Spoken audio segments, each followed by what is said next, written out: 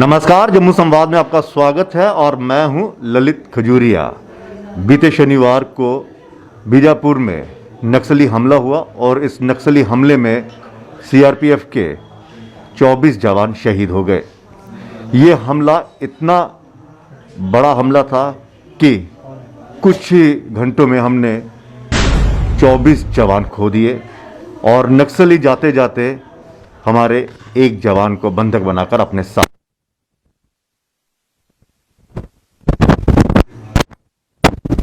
हिंदुस्तान यही दुआ कर रहा है कि राकेश्वर जी तुरंत सकुशल वापस लौट आए और सरकार भी कई तरह की बातचीत के लिए तैयार है। हालांकि नक्सलियों ने कुछ पत्रकारों से बातचीत की, उन्हें कॉल किया और ये बताने की कोशिश की कि वो मध्यस्थता के लिए तैयार है, बशर्ते सरकार उनकी कोई शर्त जो रखी होगी वो उस पर बातचीत करने के लिए तैयार है, अगर सरकार हामी भरती तो है। मैं आपको बता दूं कि हमारा मकसद यहाँ पे आने का यही है। राकेश्वर जी के घर में है, उनकी वाइफ मीनू जी हमारे साथ है। हमारा यहाँ पे आने का मकसद यही है कि हम उस रिपोर्टर से इस परिवार की बातचीत करवाएंगे जिस पत्रकार को उन्होंने कॉल की, नक्सलियों ने कॉल की और उन्हें पूरा बताया कि राकेश्वर जी जो हैं वो बिल्कुल स्वस्थ हैं, सुरक्षित हैं। हालांकि ये भी खबरें आ रही थी कि वो घायल है, लेकिन उन्होंने साफ कहा कि ऐसा कुछ नहीं है, वो बिल्कुल सुरक्षित है। और शंकर जी हैं हमारे साथ, वरिष्ठ संवाददाता, और वो लोकल हैं, वहीं के रहने वाले हैं। और इन पत्रकारों की मैं बात करूं और ख़ासकर शंकर जी की बात करूं तो धरातल पर ये कई ऐसी इन्होंने खबरें कवर की हुई हैं जो नक्सल से जुड़ी हुई हैं, नक्सलियों से जुड़ी हुई हैं। तो ये लोकल हैं, तो शायद यही वजह है कि नक्सलियों ने भी इन्हीं रिपोर्टर्स को कांटेक्ट किया और इनसे बातचीत की। शंकर जी, स्वागत है आपका। जी धन्यवाद, थैंक यू। शंकर जी, नक्सलियों ने जिस तरह से आपसे बातचीत की, उस बातचीत से आपको क्या लग रहा है कि क्या वो सरकार से कुछ चाहते हैं? वो चाहते हैं कि जो भी इनकी डिमांड्स हो वो सरकार माने और ये बातचीत के लिए तैयार हों? देखिए, सबसे पहले मैं बता दूं कि इस बात को लेकर के स्पष्ट उन्होंने कर दिया है कि वो बात की जाए तो उन्होंने फोन के माध्यम से या प्रेस नोट जारी करते हुए इस बात को लेकर के स्पष्ट कर दिया है कि जवान उनके कब्जे में है और जो जवान सुरक्षित है। और रहा सवाल, जवान को किसी भी तरह का नुकसान वो नहीं पहुंचा सकते और ना ही पहुंचाएंगे। और उन्होंने इस बात को लेकर भी कहा कि जिस तरीके से मेरी फोन में बात हो रही थी, जो जवान की जो बच्ची का जिस तरीके से जो वीडियो है, जो अपील रहा, वो अपील को हमने पूरी तरीके से कोशिश किया था कि उन तक के पहुंचे और उन तक के पहुंच भी गया। और उन्होंने बताया, इस बात को लेकर के भी बताया कि बच्ची का अपील उन तक के पहुंच भी चुका है। और बच्ची का दुख को समझते हुए उन्होंने इस बात को भी बताया कि जो परिजन है, परिजन के लिए उन्होंने मैसेज दिया है कि परिजन को लेकर के उनका कहना है कि वे माओवादी पार्टी संगठन पर विश्वास रखें। उनका कहना है कि सरकार जो मध्यस्थता के लिए जो भी पैनल भेजता है, जो भी पैनल होगा, उनके बीच जो बातचीत होगी, इस बात को लेकर के स्पष्ट नहीं है कि जो शर्तें या निशर्त जो है, इस बात को लेकर के कहना स्पष्ट तो नहीं है, लेकिन इतना तय है कि जो पैनल जाता है उन्हें सौंप दिया जाएगा। और पूरी तैयारी कर रही है और पूरी तरीके से तैयारियां भी लगभग मेरे ख्याल से पूरी हो चुकी है सरकार की तरफ से भी। शंकर जी, एक और चीज मैं आपसे जानना चाहता हूँ, क्योंकि आप इस तरह की स्टोरीज जो है वो ज्यादा कवर करते हैं, आप खुद वहाँ के लोकल हैं और आप नक्सलियों की सोच को भी बेहतर तरीके से समझते भी और समझा भी सकते हैं। आपको लगता है कि जो वो बात करते हैं उस बात में यकीन किया जा सकता है? देखिए, अगर बात की जाए तो इससे पहले भी कई ऐसे हादसे हैं जो अपहरण थे, उन्हें जिस तरीके से प्रेस नोट या अन्य माध्यम से अगर जब भी जारी कर देते हैं और जारी किया है, उन्होंने इस बात को लेकर के पहल किया है तो हमेशा से रिहाई भी उन्होंने किया है। तो ऐसे में इस बात को बिल्कुल भी नकारा नहीं जाता कि जहाँ बात की जाए तो जो जवान है उनसे लेकर के वे, उनका कहना स्पष्ट है कि उनकी रिहाई होगी। अब बस शर्तें ये हैं कि जो सरकार के साथ बातचीत। हमारे साथ राकेश्वर जी की वाइफ मीनू जी हमारे साथ है। इन्हें थोड़ी सी बताइए जो बातचीत आपके साथ हुई वो क्या हुई, ताकि ये भी थोड़े से जो इनका डर है वो दूर हो, जो शंकाएं हैं वो भी दूर हो जाए और थोड़ा सा रिलीफ महसूस करें। हाँ जी, राकेश्वर जी सुरक्षित है। जी जी मीनू जी आप बताइए। सर, मीनू जी हमारे साथ ही है। हेलो। देखिए, मैं उनकी तकलीफ, उनकी दर्द, उनकी पीड़ा समझ सकता हूँ। इस वक्त उन पर क्या बीत रहा होगा, उस परिवार पर क्या बीत रहा होगा, क्योंकि जो जवान करीब 5 दिनों से करीब नक्सलियों के कब्जे में है। ऐसे में उन परिवार का जिस तरीके से जो सोशल मीडिया के माध्यम से या अन्य माध्यम से जो अपील है वो लगातार हम तक के पहुंची। हमने कोशिश भी किया कि अपील उन तक के पहुंचे और बच्ची का अपील उन तक के पहुंच भी शंकर जी, गया। ये कुछ ना सवाल करना चाहते हैं, कुछ पूछना चाहते हैं आपसे। सर जी, मैं यही पूछना चाहती हूँ, जो फोटो उन्होंने रिलीज किया है वो सही में आज का फोटो है? जी, जिस तरीके से जो अपील था, हमने पूरी तरीके से कोशिश किया था कि ऑडियो या वीडियो या किसी तरह का जो तस्वीर है वो कम से कम सामने साझा करे या परिवार तक के पहुंचा सके, कि हम इस बात को लेकर के स्पष्ट हो जाएं कि जवान सुरक्षित है। ऐसे में एक सवाल था कि हमने सवाल भी उनसे किया था कि अगर जवान स्पष्ट है, सुरक्षित है तो स्पष्ट कीजिए, या फोटो वोटो या जो चीजें हैं वो जारी कीजिए। तो यही वजह रहा कि फोटो जारी करते हुए उन्होंने इस बात को लेकर के कहा है कि जवान उनके कब्जे में है, सुरक्षित है।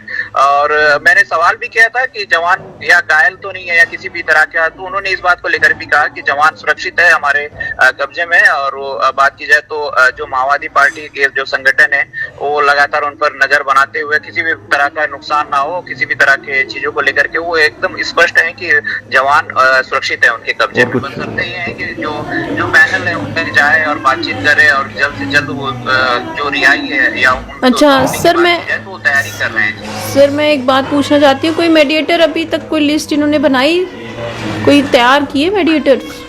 देखिए, बातों से तो ये लग रहा था, जब मैंने इनसे सवाल भी किया था कि कोई मीडिएटर या सरकार की तरफ से कोई ऐसा जो पैनल है आपको संपर्क किया होगा, तो उन्होंने कहा कि जल्द से जल्द इस पर बातचीत चल रही है और पैनल आता जैसे ही आएगा पैनल से बातचीत होगी और बातचीत होने के बाद आपको और परिजनों को भी उन्होंने मैसेज दिया है कि जल्द से जल्द उन्हें रिहाई कर दी जाएगी और किसी भी तरह का परेशान ना होने की बात कहते हुए उन्होंने कहा कि जल्द से जल्द रिहाई करेंगे। जी नहीं, मैं आपको ये बोलना चाहती हूँ, अगर कोई मेडिएटर है या आपका कोई पत्रकार आगे है या कुछ भी है, तो आप एक छोटा सा कोई ऑडियो क्लिप या वीडियो को 2-4 सेकंड की हम तक पहुंचाने की कोशिश करें कि हम भी स्पष्ट रूप से जान सकें कि वो सुरक्षित हैं।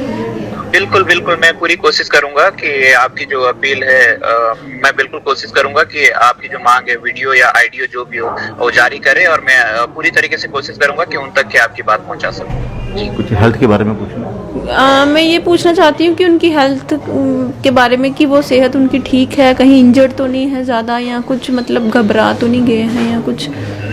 मैंने सवाल किया था कि किसी प्रकार की बात की जाए तो घायल तो नहीं है, गोली तो नहीं लगी उनको, तो उन्होंने कहा कि गोली वगैरह नहीं लगी है और जो भी चीजें रहा उन्होंने ट्रीटमेंट करते हुए अभी फिलहाल उनके कब्जे में और वो स्वस्थ हैं, किसी भी तरह का उनको स्वास्थ्य को लेकर के कोई दिक्कत नहीं है। इस बात को लेकर के उन्होंने स्पष्ट कहा। ठीक है सर, मैं लास्ट आपसे ये क्वेश्चन को फिर से करती हूँ कि सर प्लीज़ हमें कोई छोटा सा ऑडियो या वीडियो उनसे मेरी रिक्वेस्ट कीजिए कि हमें कल तक भेजिए प्लीज़।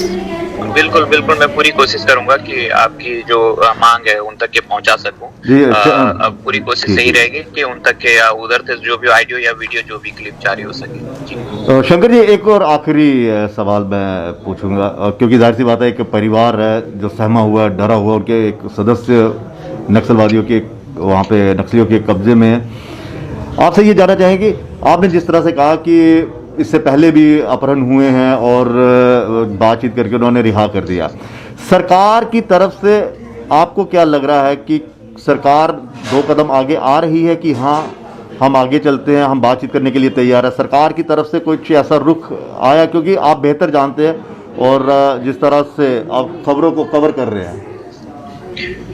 देखिए, बात की जाए सरकार की, तो सरकार की तरफ से भी इस मामले को लेकर के काफी गंभीर है, वो बीच का रास्ता निकाल रही है और किसी तरह का अगर बात की जाए मध्यस्थता को लेकर के, तो कोशिश यही रहेगी कि जवान को सकुशल वहां से रिहाई की जाए और किसी भी तरह का हो, और जल्द से जल्द सरकार भी इस तरीके से बात की जाए तो जब से जवान नक्सलियों के कब्जे में है तो सबसे पूरी तरीके से गंभीर है। शंकर जी, हमारे साथ ना राकेश्वर जी के ब्रदर हमारे साथ जुड़ गए हैं, ये भी कुछ आपसे बातचीत करना चाहेंगे। ये पत्रकार हैं जिन्होंने नक्सलियों ने जिनके साथ बातचीत की, जिनको फोटो भेजा, ये वो पत्रकार। आप कुछ कहें? हम तो इनका बड़ा शुक्रगुजार है, हमारे इस पत्रकार के लिए बहुत ज़्यादा शुक्रगुजार। हम सारी इन्फॉर्मेशन इनसे मिल रही है हमें, और हम यही इनसे उम्मीद करते हैं कि आगे भी जो भी होगा ये पहले हमें यही न्यूज़ देंगे। जी, हम बहुत थैंकफुल हैं इनके। शंकर जी ये कह रहे हैं कि आपका बहुत बहुत शुक्रिया, और हम उम्मीद करते हैं कि जब भी रिहाई की जो खबर आएगी सबसे पहले आप ही सुनाएंगे इन्हें। Thank you. पूरी कोशिश रहेगी कि मैं परिवार का दर्द जो कि मैं समझ सकता हूँ, और अपनी कोशिश करूंगा इनकी जो मांग है जरूर उन तक के पहुंच सकूं। और किसी चलिए बहुत बहुत शुक्रिया इस तमाम बातचीत के लिए। तो ये शंकर हैं, और इन्हीं को कॉल आई थी नक्सलियों की, और बातचीत की जो बात चल रही है कि मध्यस्थता होने के चांसेस हैं, तो इन्हीं से बातचीत हो रही थी, इन्हीं को वो फोटो वगैरह भेजे गए, इन्हीं को बातचीत की गई, और इन्होंने फ़ोन करके बताया हमें कि आपके जम्मू के जो राकेश्वर जी है वो सकुशल है, किसी तरह की कोई उन्हें तकलीफ नहीं है, और ना ही वो जो खबरें आ रही थी कि वो घायल हो गए हैं, गोली लगी, ऐसा कुछ भी नहीं है। और नक्सलियों ने साफ तौर से कहा है कि हम जो हैं इन्हें छोड़ देंगे। परिवार को बाकायदा ये भी कहा गया, परिवार को ये भी उन्होंने तसल्ली दी है कि आप उन पर विश्वास रखिए, सब कुछ ठीक हो जाएगा। और कुछ कहना चाहेंगे आप? नहीं, बस यही है, वो कुछ यही हमारी अपील ही है बस, कि मोदी सरकार से भी यही अपील है कि वो जल्द से अब जो उनका नोटिस निकला है कि मध्यम स्तर के बंदे को भेजी जाए, अब जल्द से जल्द वो कार्रवाई की जाए, हमारी यही विनती है। अब चलिए हम भी ज़्यादा बात नहीं करेंगे, क्योंकि जिस मतलब दर्द से और जिस डर के माहौल से आप गुजर रहे हैं, तो वो दर्द आप ही बेहतर जान सकते हैं। हम तो सिर्फ वो महसूस कर सकते हैं कि हाँ क्या हो सकता है, लेकिन आप ज़्यादा बेहतर जानते हैं, तो हम भी ज़्यादा बातचीत नहीं करेंगे। लेकिन हाँ इतना ज़रूर है कि जिस तरह से अभिनंदन को लाया गया था पाकिस्तान में, जब पाकिस्तानियों ने जब उन्हें कैद कर लिया था, तो तब एक ऐसी रणनीति तैयार की गई थी, अख्तियार की गई थी, पाकिस्तान पर दबाव बनाया गया था, और सकुशल अभिनंदन जी को उनकी वतन वापसी हुई थी, उनको वहाँ से छुड़ा लिया गया था। और ऐसी स्ट्रेटजी, रणनीति यहाँ पर हम उम्मीद करते हैं कि केंद्र सरकार इस तरह की रणनीति अख्तियार करे, इस तरह की मध्यस्थता के लिए कुछ लोगों को तैयार करे, ताकि हमारे जो राकेश्वर सिंह मनहास जी हैं वो सकुशल जल्द से जल्द लौट आए, और परिवार को भी एक तसल्ली मिले कि हाँ वो बिल्कुल ठीक है। और दूसरा हम यही चाहेंगे कि हम भी सभी हिंदुस्तानी ये दुआ कर रहे हैं कि जल्द से जल्द राकेश्वर जी रिहा हो जाए और नक्सली जो उन्हें छोड़ दें। बेशक उनकी जो भी बातचीत सरकार से चल रही है वो चले, और परिवार के दर्द को ये नक्सली समझे। फिलहाल इजाजत दीजिए, नमस्कार। CBSE affiliated MV international school Thandikui में नर्सरी से 12वीं कक्षा की एडमिशन खुल चुकी है। अगर आप चाहते हैं कि आपका बच्चा ब्रिटिश, अमेरिकी और कोरियाई international exchange programmes, NCC, Byju's, Tata, robotics इत्यादि में भाग ले, तो 12 नेशनल अवार्ड्स और ब्रिटिश काउंसिल के इंटरनेशनल स्कूल अवार्ड से सम्मानित MV इंटरनेशनल स्कूल आपके बच्चे के लिए है बेस्ट चॉइस। प्री नर्सरी से UKG के स्टूडेंट्स के लिए इस स्कूल की प्रेप विंग में सभी आधुनिक फैसिलिटीज हैं। तो MV इंटरनेशनल स्कूल में आइए और अपने बच्चे के सुनहरे भविष्य की सीट बुक करवाइए। एडमिशन के लिए कुछ ही सीटें बची हैं। हमारी ट्रांसपोर्ट जम्मू, सांबा और कठुआ जिलों में उपलब्ध है। और हाँ, इस साल एडमिशन फीस भी नहीं है।